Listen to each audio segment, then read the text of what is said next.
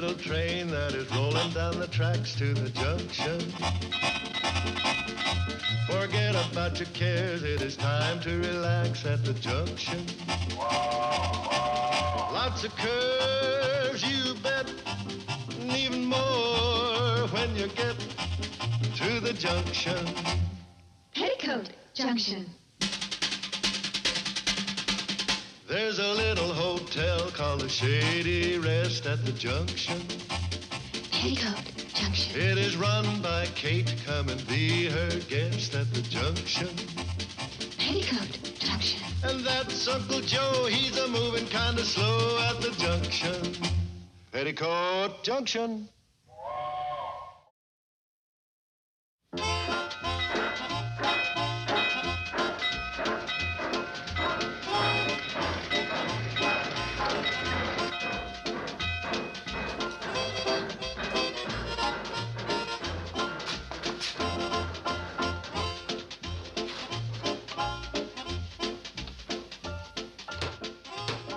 I'm waiting for the hammer.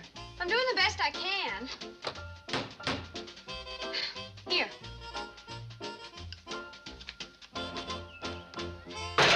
Crying out loud. Tacking up a sign or knocking down the depot? Very funny, Mr. Winslow. Have fun. Vote at 12:01. Hot ziggity! What's the matter? Don't you have poetry at Crabwell Corners? They don't have anything at Crabwell Corners, and that's why he came over here, to see what a real civilized town looks like. I'm not here because I want to be. My father made me drive him over so he could make a few election bets at the barber shop. Marbles, chalk, or bottle caps? He is giving 2-1 that Crabwell Corners gets its returns to the state capitol before you do. Doesn't he know we've beaten Crabwell Corners in every other city in this state 20 years in a row? Well, what do we care if his father wants to throw away his money? Yeah. Come on, let's finish this. Now, what are we going to do about that? Move the poster up higher.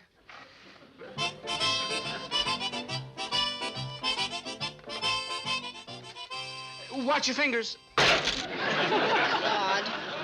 Anything else I can do to help? Yeah. Get lost. I'll see you when we drive over to collect our winnings. In that case, we'll never see you again. Move it up some more. Where did that one come from? Oh, that's left over from the last election.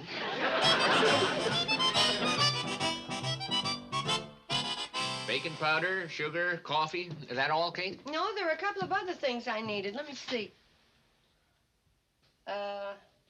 I know what it was. A jar of cucumber pickles. Cucumber pickles. Well, there's something else I need, and I can't remember what it was for the life of me. Salt? No. Cornstarch? Flour? No. Kate, Sam, A tub of lard? guess who's in town? Rock Hudson. Pip Winslow. That's a big letdown.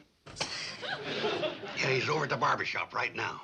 What's the matter? Ain't there a barber shop in Crabwell Corners? No, he ain't over there to get a haircut. He's making bets on the election. He's laying 2-1 that Crabwell Corners get their returns in first. And you know why he's so confident? They got an automatic voting machine. They got an automatic... Who told you? I read it in the paper. I didn't see it. It was right under the help wanted ads. Well, if we've got to compete against the voting machine, we've got to speed up our voting procedure. In the first place, we'll double ink the ink pad so that we won't have to pound it so much to get ink on the stamp.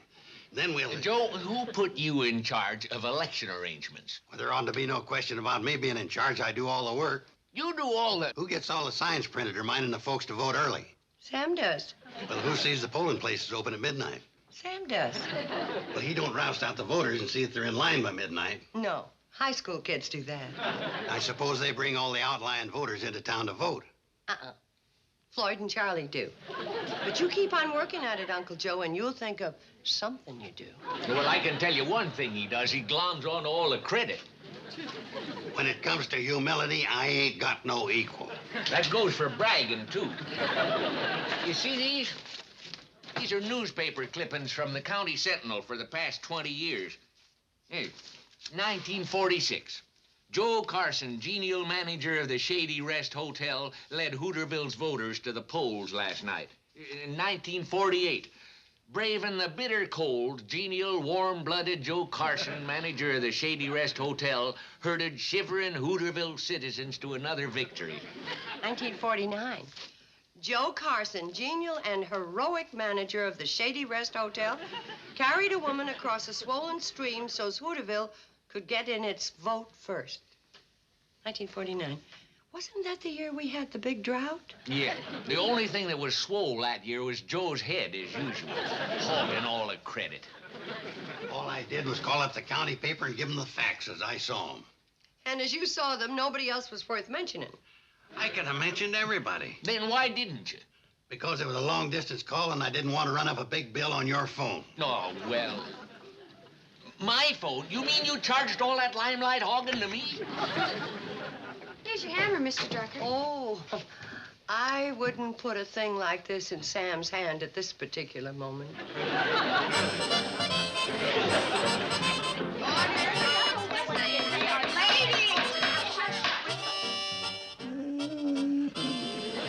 The chair declares that the every other Wednesday afternoon discussion club is now in session. Would any of you like to hear the minutes from the last meeting, taken down in shorthand by my daughter Billy Jo and typed up real neat?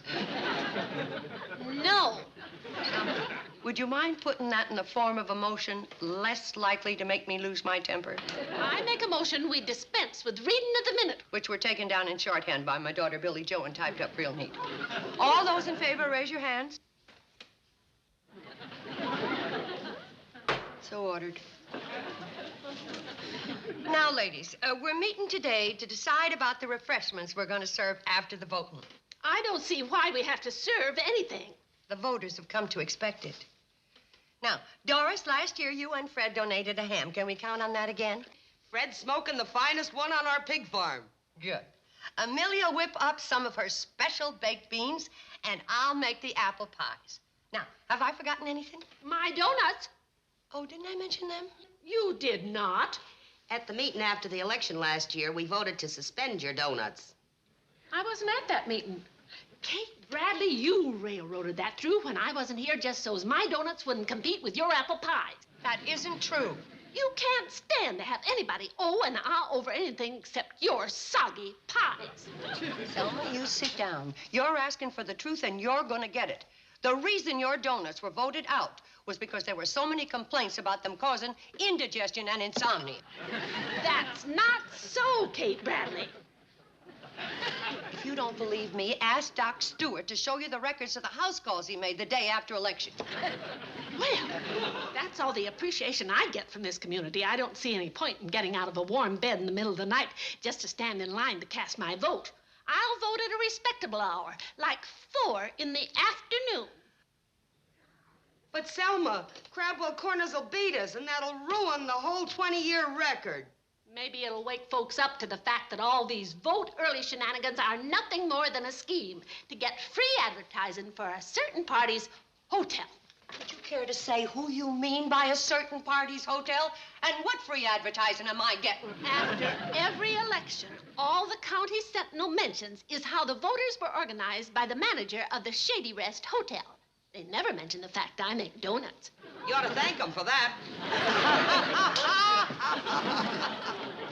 Doris, Selma, it might look that way in the paper, but anybody who knows Uncle Joe Knows he does what you tell him. You put him up the whole thing, exploiting the election for your own free advertising ends. It's time the voters got the wool out of their eyes. Mrs. Bradley continued. As far as I'm concerned, Selma Plout, you can bake a whole slew of those donuts, eat them yourself, and then go jump in the lake and see if you come up. Meeting adjourned. Well, maybe funny to us now, but I'm afraid Selma's going to have the last laugh. If she doesn't get up at midnight to vote, Crabwell Corners is going to beat us even without a voting machine. If Crabwell Corners wins, that Tad Winslow is really going to be unbearable. Oh, I don't care about Tad Winslow. The worst thing is that if Crabwell Corners does beat us, Hooterville's going to have to go back to being just a plain, ordinary town.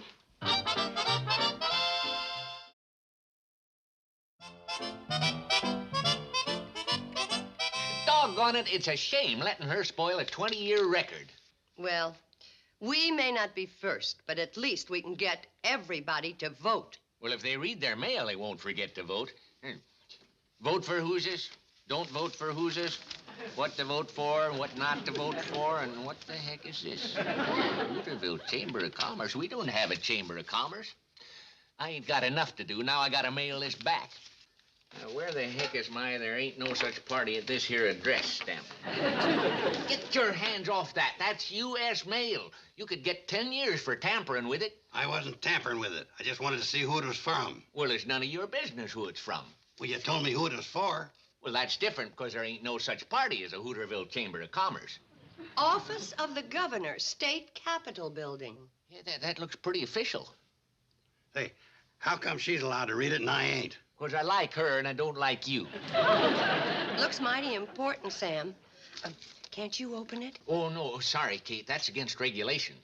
What's more important, some stupid regulation or what's in the governor's letter? The only one who can open this letter is the Hooterville Chamber of Commerce. But we ain't got one.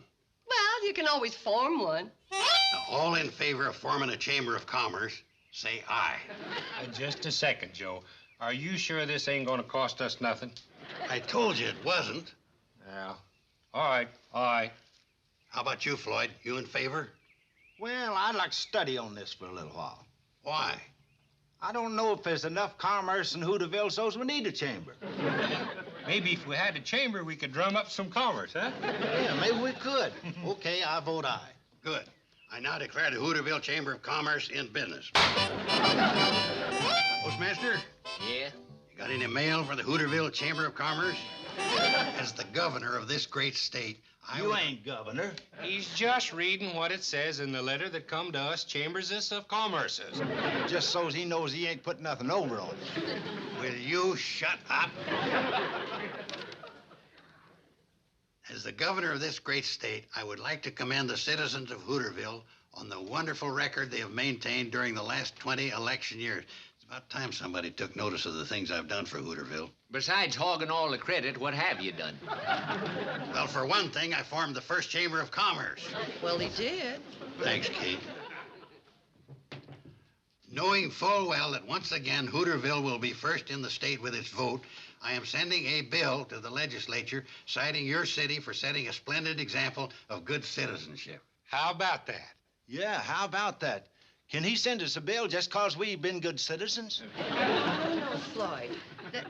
It isn't that kind of a bill. You see, he'll send the bill to the legislature. And they're gonna make us pay it? No, they... Forget it, Floyd. The governor better forget it, too, since we ain't gonna be first again this year. I bet Selma wouldn't have been so upset if her name had been in the paper. Say that again. Say what again? What you just said. Oh, say what again? Floyd. Well, that's what I said. Floyd, I think you've given me the glimmer of an idea. Glad to do it, Kate. And you're always saying I'm stupid. What did you have in mind, Kate? Well, I think that we can put this newly formed Chamber of Commerce to work. How do I look, Sam? Well, Selma, you better move over a bit so I get a little contrast between you and that sack of potatoes. Yeah, perfect. Now, Floyd, you hand her the scroll, and Charlie, you make the presentation speech. And while you're talking, I'll snap it. On behalf of the Hooterville Chamber of Commerce, we present you, Selma Plout, with this scroll, naming you the Voter of the Year for your unstinting help and for donating your time and your donuts to getting the Hooterville vote out first. Including the upcoming election.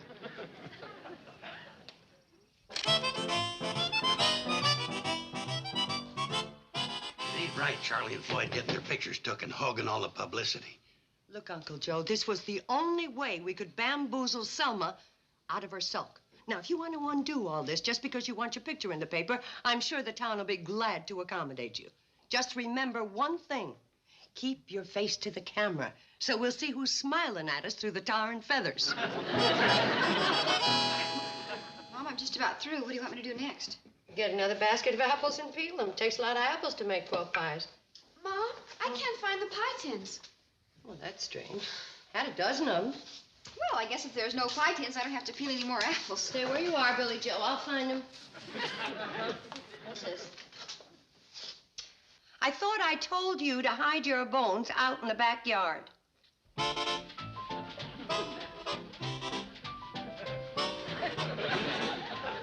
Where they can be? Must be in here.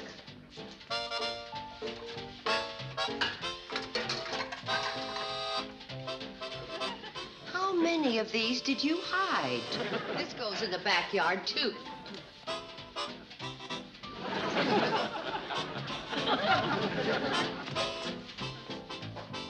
Ain't the pies baked yet? I can't find my pie tins.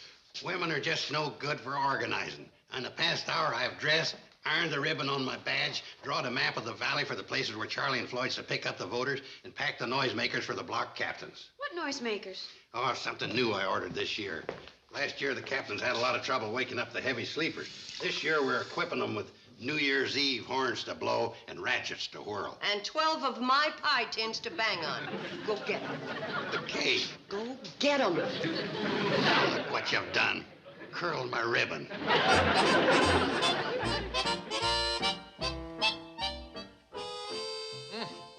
You girls sure outdid yourself this year. No nibbling until after you voted.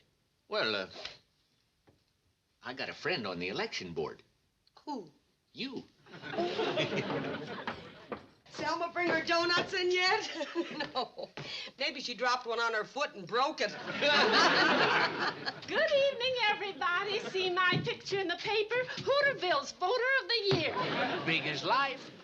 And twice as ugly. Oh, Sam, help me carry these pies over, huh? Well, I guess you brought your donuts, huh, Selma? Yes, indeed. Selma, you do make the lightest donuts. Sam, could you take these while I hang up my coat?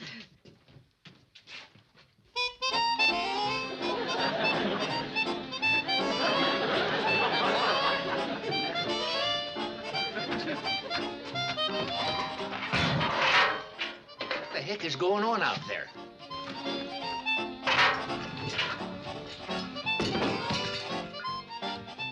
What are you doing in there? Taking this booth inside where it belongs. Well, there's no room for it in the store. It's gonna be too cold out here. Then everybody will vote faster so they can go inside for coffee and refreshments. Look, I told Sam I wanted What authority have you got to tell anybody anything? this authority. Look, Curly, don't point that phony thing at me. I outbadge you. Wake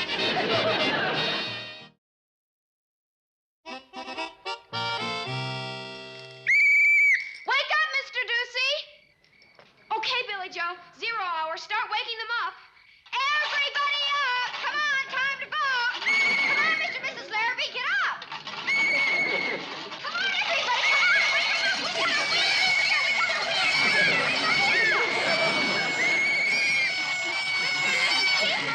Time to get up and vote!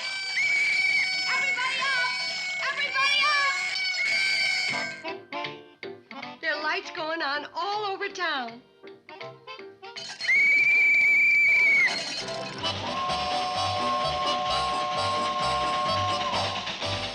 Now whistle for Gerber's Crossing. We got 4 more voters to pick up there. What gives you the right to order us around? This. You want me to report you to the governor?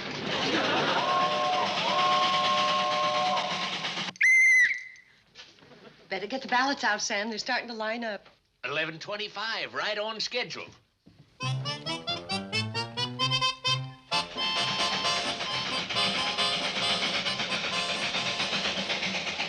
It's 11:38. We'll be whistling from Millbank's farm in about a minute. Now we're 2 minutes behind schedule. We still got a lot of voters to pick up. How many we got in the coach so far, Floyd? Oh, 18, not counting Filbert Burner's cow. What'd you let him bring his cow along for? We had to. He wouldn't come without her. He had a choice between voting and milking.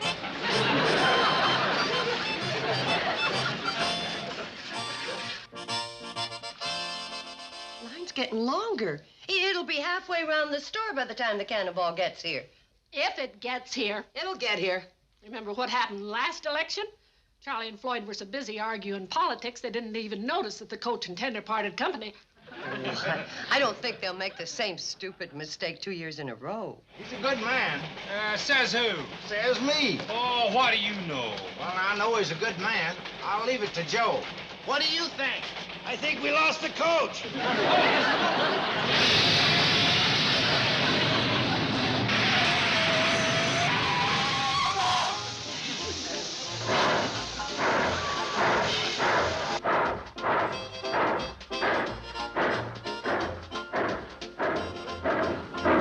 Easy, Charlie, easy.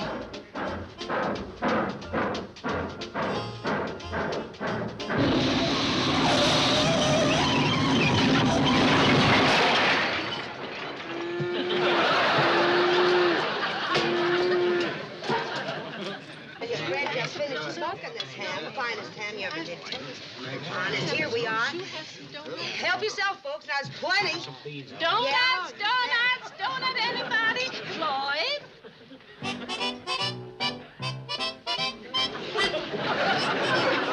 Watch it, Floyd. You could hurt somebody real bad with one of them things. Thanks, Gilbert. You're the last one to vote. Sure? Positive, I checked. Folks, at exactly 18 minutes to 1, Hooterville's completed its voting 100%. Well, Sam, all we have to do is tally up the votes and phone the results to the state capitol. Wonder how Crabwell Corners is doing. How's things in Crabwell Corners, Tad? Pretty good, Mr. Carson, except the voting machine's broken down a couple of times. Why, Pop sent me over to see how you're doing here. All over but the counting. What odds was your father laying, Tad? 2 to 1. That means he owes me 38 cents.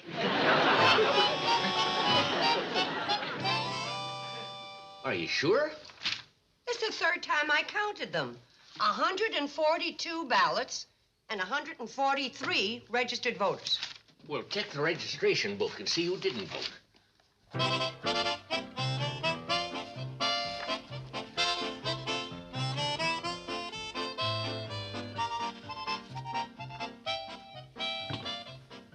Well, who is it? The genial manager of the Shady Rest Hotel.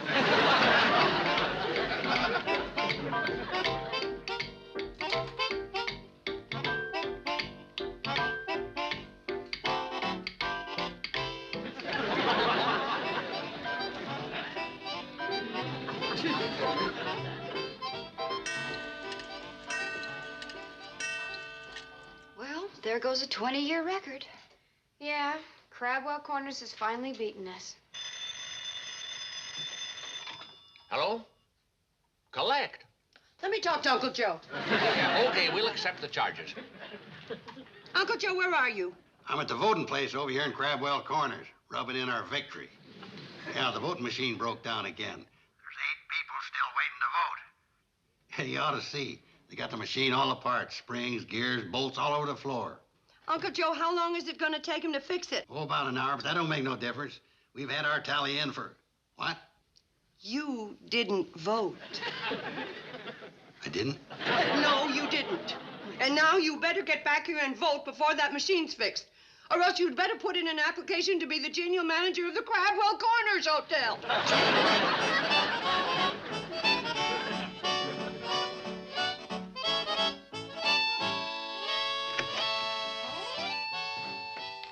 Morning, everybody.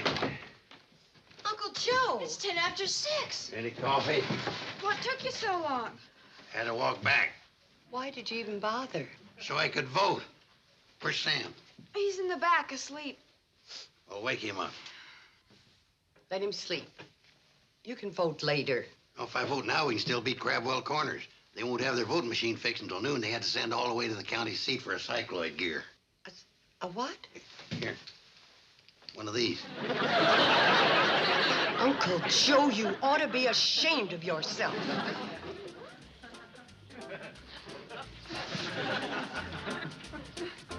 Uncle Joe. Oh, watch it, Kate. You're curling my badge. Oh. What badge? How do you like that? Somebody swiped it. It just goes to show you can't trust anybody.